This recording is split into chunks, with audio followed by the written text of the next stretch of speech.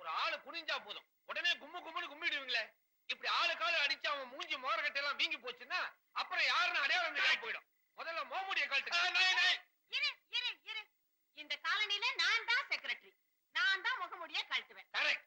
இந்த காலனில கழட்டுறதே இந்த அம்மா தான். கழட்டுங்க. முகமுடிய தான் கழட்ட போறேன்.